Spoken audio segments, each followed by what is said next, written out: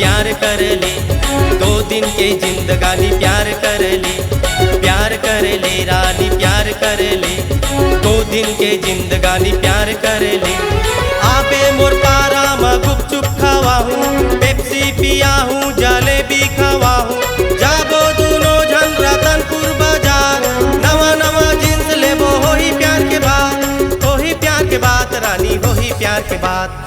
आना मोर गाड़ी में बैठ जा गोरी हो, मजा उड़ाबो बाजार में। आना मोर गाड़ी में बैठ जा गोरी हो, मजा उड़ाबो बाजार में।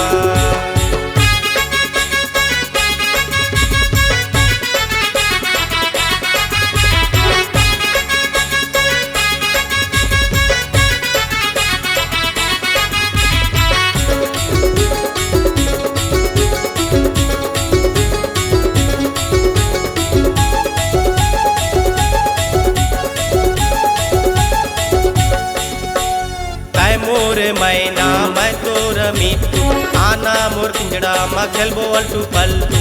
तै मोरे मैना मैं तोर मिट्टू, आना मोर पिंजड़ा में खेलबो अल्टू पल्टू।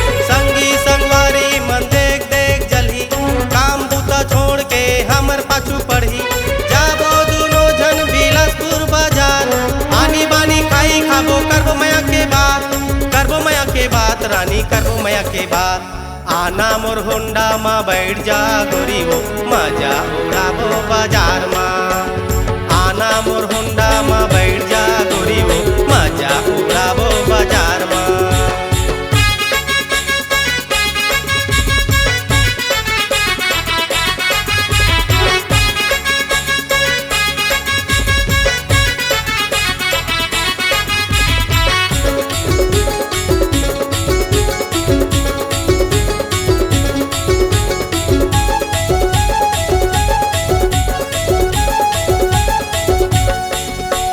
माया के डोरी में बांध लेना मोला, अब्बड़ माया करूँ नहीं छोड़ा तोला।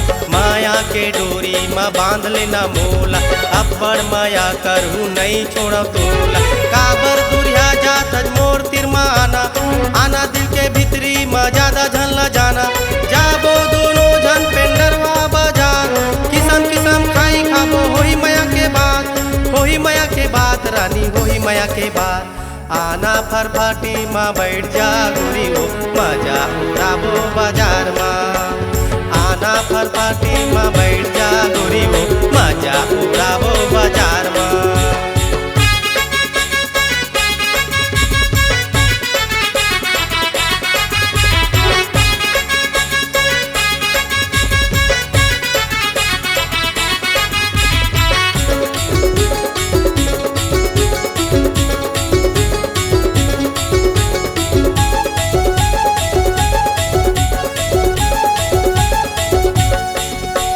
माया के डोंगा में तोला बैठार के, आना माया करूँ तोला पोटार के। माया के डोंगा में तोला बैठार के, आना माया करूँ तोला पोटार के। सुनना वो गोरी झनखरा दिखाना, मोर पाछू पड़े है पूरा जमाना, जाबो दोनों झन रायपुर के बाजार, नवा नवा फिल्म देखो करबो प्यार के बात, करबो प्यार के बात रानी करबो प्यार के बात। आना फरफाटी में बैठ जा गोरी हो, मजा उड़ाबो बाजार में। आना स्प्लेंडर में बैठ जा गोरी हो, मजा उड़ाबो बाजार में। आना मोर होंडा में बैठ जा गोरी हो, मजा उड़ाबो बाजार में। आना फरफाटी में बैठ जा गोरी हो, मजा उड़ाबो बाजार।